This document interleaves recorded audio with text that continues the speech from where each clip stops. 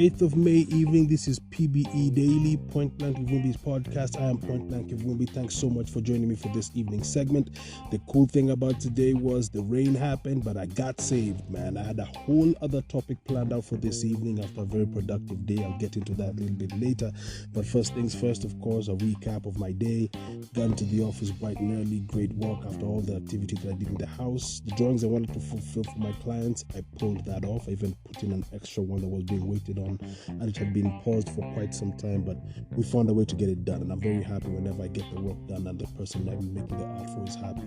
Second part of that was in the evening. I got another email from a person who I've been working on the character designs for their work, and they're happy with what they see, so I basically have a green light to make the next phase. And the way I work in phases is I'll make a couple of drawings based upon a specific style, and if that style looks like it's working in accordance to what is being looked for, it green lights me to do everything related to that style. Because for every illustrator, you should know this: if you're going to make characters come to life, or you're going to make specific sets as far as backgrounds come to life, study them like the back of your hand. And I have a couple of sketches I'm supposed to put together for other books and book ideas that people are interested in working on with me, and I'm jumping on all these things. I like keeping my mind fully active. The activity of the office and the house are two very different things.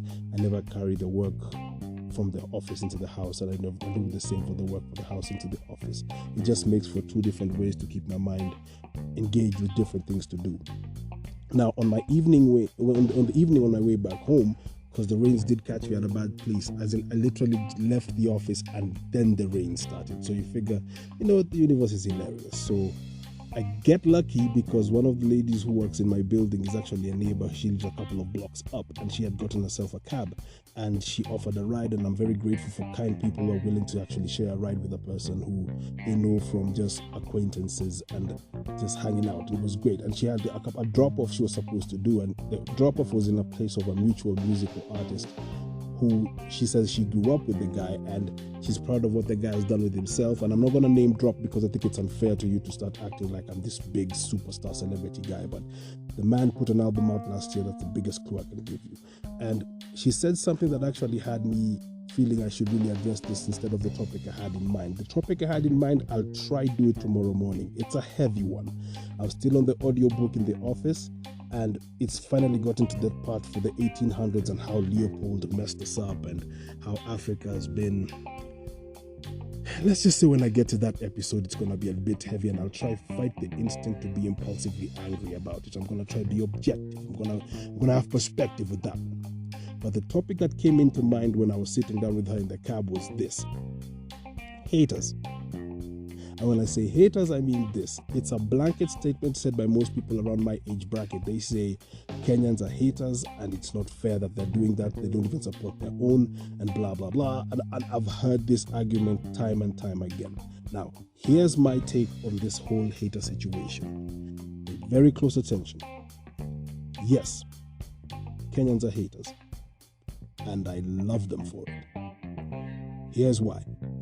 When I began my journey into art, visual arts and verbal arts, because I did a couple of rhymes here and there, to get a person's vote of approval, especially from the guys who I grew up admiring, like my heroes, to get them to give me props for the raps I was doing was painful, and I never got it. Like that vote of like, yeah, you got this thing, you're gonna be great, keep pushing. I got it from like maximum 2 artists, and that's before I even made my best friend, who's also a rapper. And before we even got to that level, only 2 artists when I was 20 years old actually told me, like, yo, after we had a mock rap battle and I got my face ripped open, this guy took the time out of his busy schedule, being a famous dude, pulls me to the side and tells me, like, yo, this is where you went wrong. You should do this, this, this, and this. He gave me constructive criticism after demolishing me on a battle. Now, that's not hate, that's actual camaraderie. I'm grateful for that.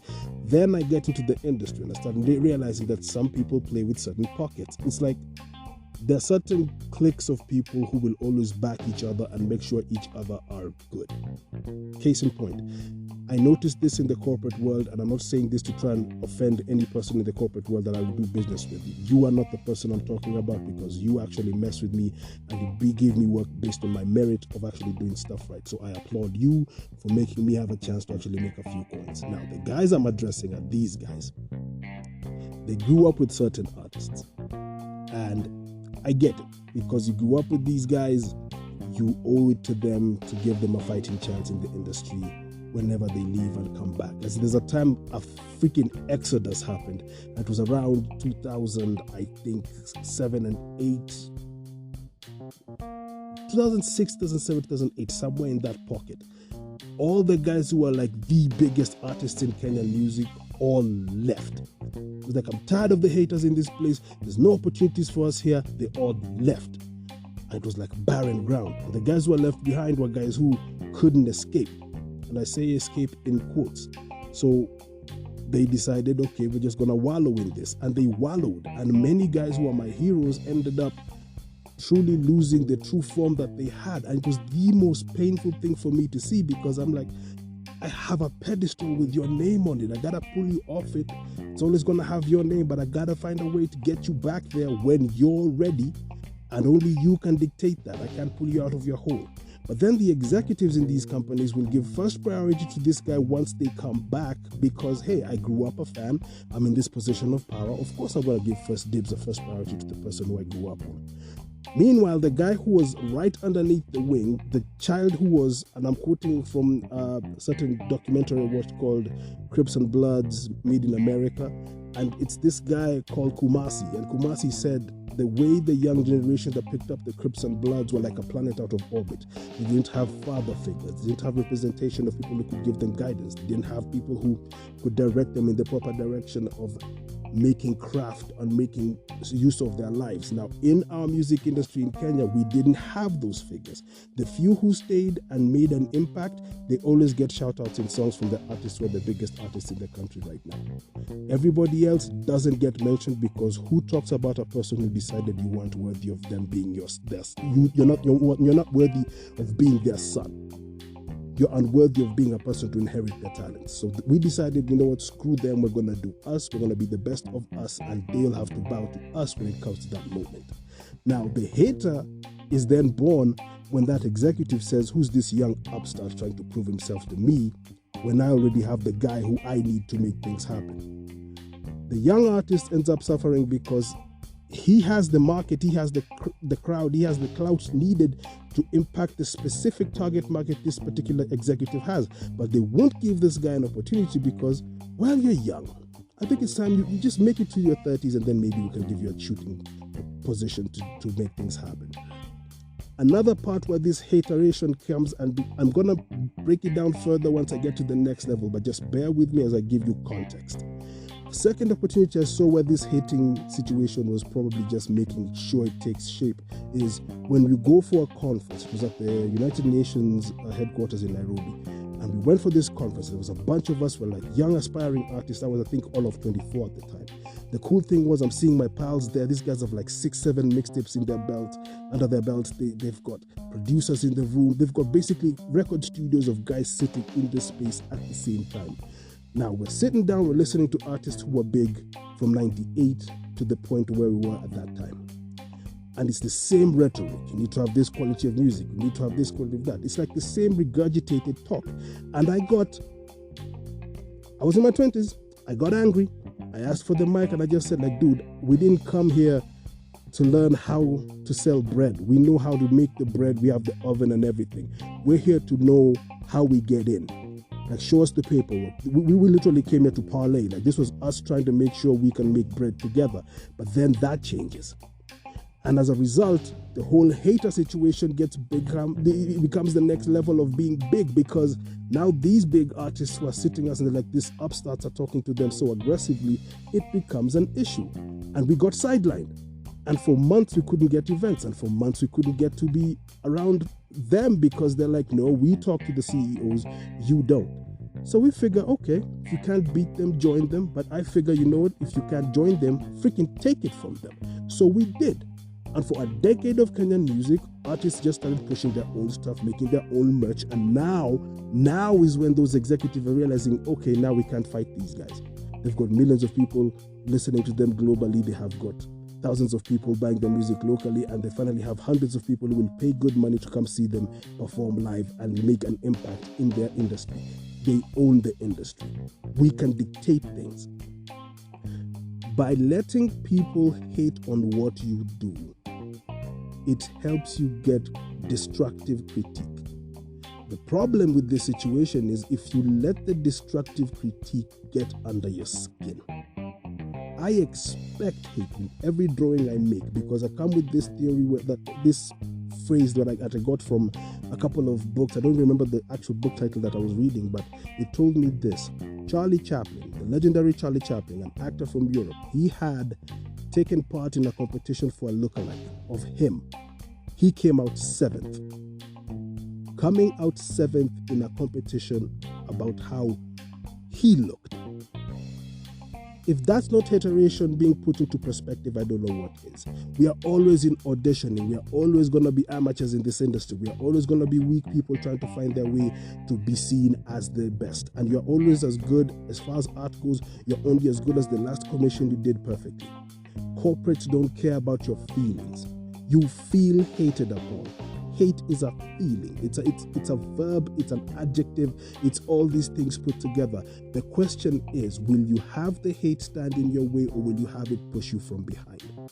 These are questions you should ask yourselves. And as a people, as a Kenyan community, as a Kenyan society, here's my offering for you. Maybe it'll work for you, maybe it won't. When hate happens, it helps bring the toughest of us to the surface. Granted, some of us have tougher skin than others. We're not all built the same. I get it, I embrace it, I accept that. But those of us who make it through the tough situations and make it to the top of the food chain should also have the empathic level to not be greedy and hold on too tight to it, because we can only work perfectly if the tide lifts all ships.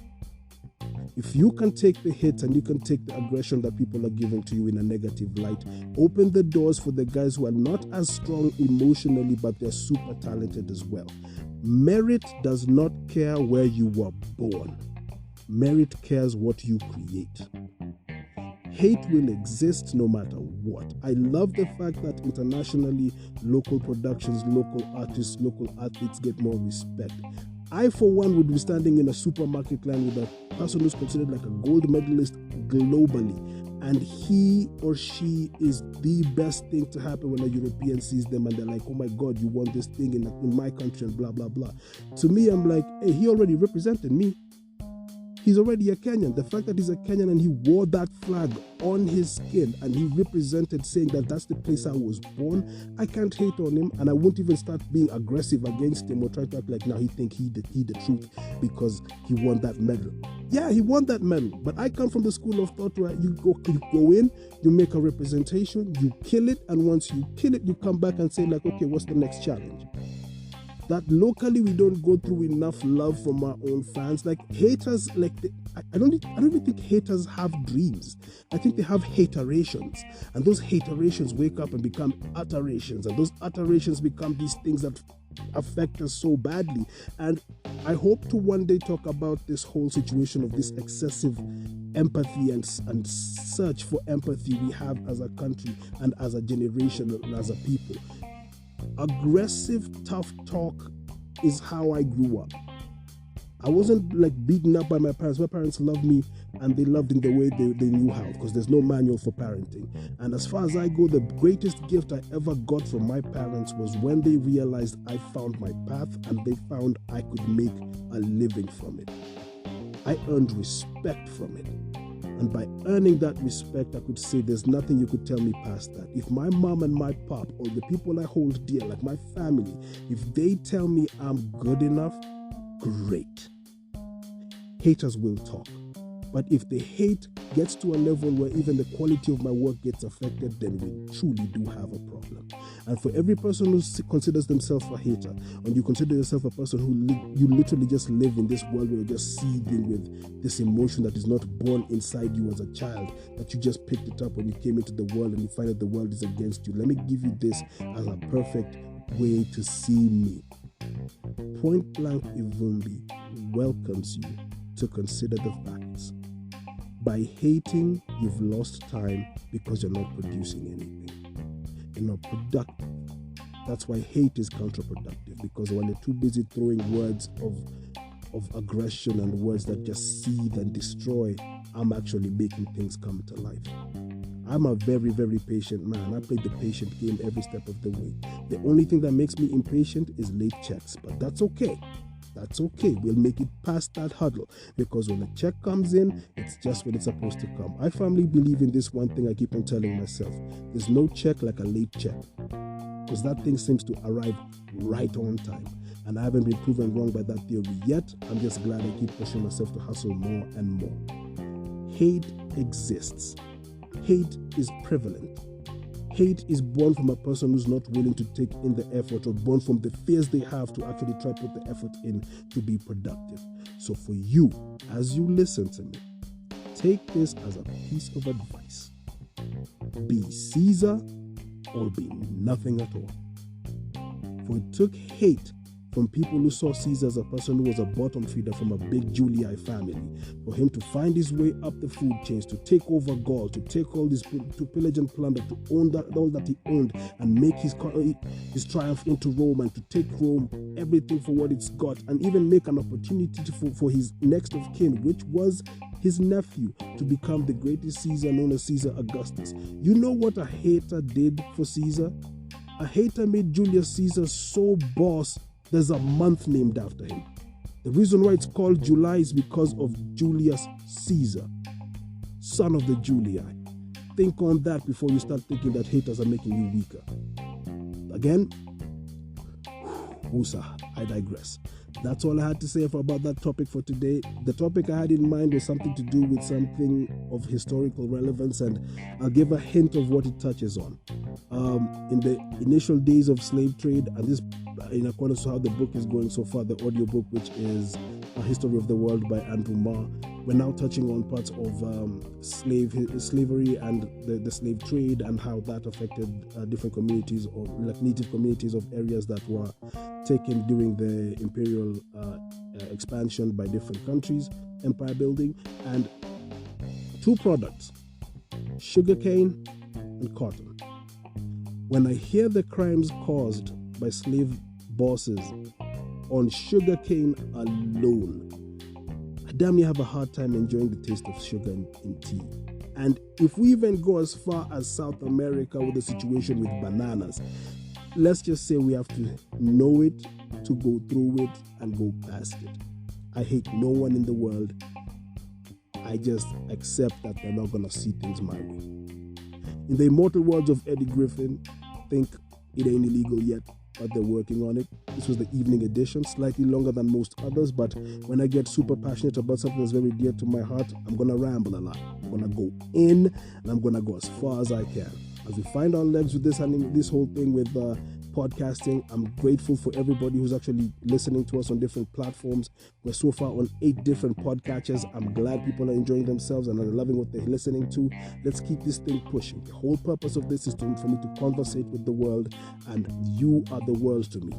You are the opportunity for me to decompress and just be able to sit back on my sketch pad and sketchboard and my notepads and create great things. All the things I talk to you about will be revealed further in the future when you see the visual stuff I create. Point Blank Ivumbi on all social platforms. I'm very grateful for your listenership. I'm going to catch you tomorrow morning for the morning edition on the next day. This has been the evening one. Let's have fun, sleep tight. Talk to you tomorrow.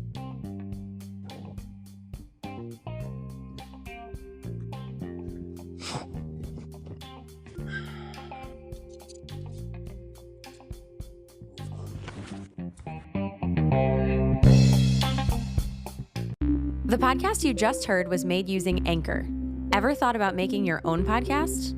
Anchor makes it really easy for anyone to get started. It's a one-stop shop for recording, hosting, and distributing podcasts. Best of all, it's 100% free. Sign up now at anchor.fm/new. That's anchor.fm/new to get started.